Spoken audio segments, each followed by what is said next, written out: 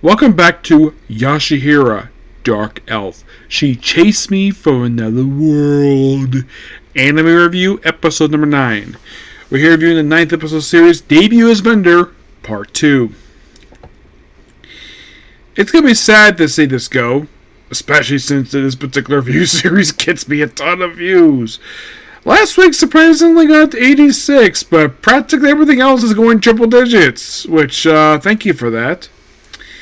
For a series that prior to this year, I had never heard of this series before, and yet people like when I review this series.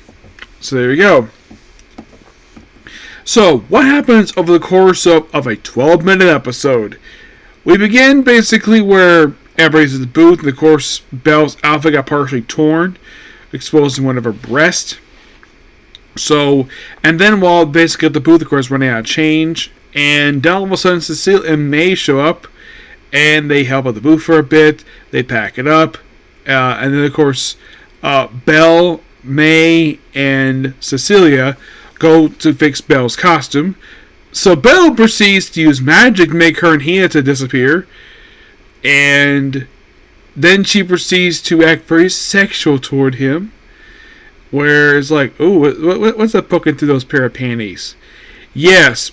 So, Sakura had dressed up Hinata as a woman and starts licking him, and then Celia shows before he went anything further. But they do fix the outfit, and of course, then we have photo ops outside, and like everything all calm, and of course, you have Sakura where she's talking to Hinata about, well, possibly something, and then Hinata noticed something a bit unusual. He sees a suspicious man about to walk up to Belle and record her without her consent. And based upon where the camera is in the bag, it looks like he was going to basically walk up behind her and basically record her private parts. So then, of course, he basically walks behind the guy who's wearing a surgical mask, tells him, "Can you please go with me?" He's like, very angrily, it's like, "What? You're a woman." He's like, "I'm a guy." It was like, "What?" And then the guy's hauled off by presumably security because technically what he was doing was illegal. Yes, it was illegal. Yeah, that'd probably be a fine.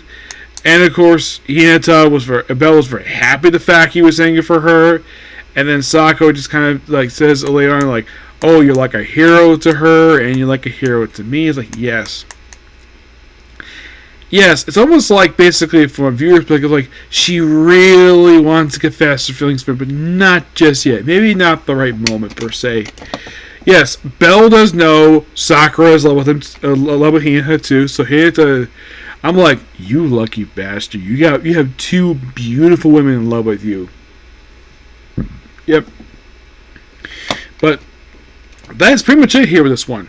Yeah, not much else happens in this episode, but it's overall a really good episode, and it's basically at the Tokyo Big Sight, like last episode. It's like going to Comic-Con.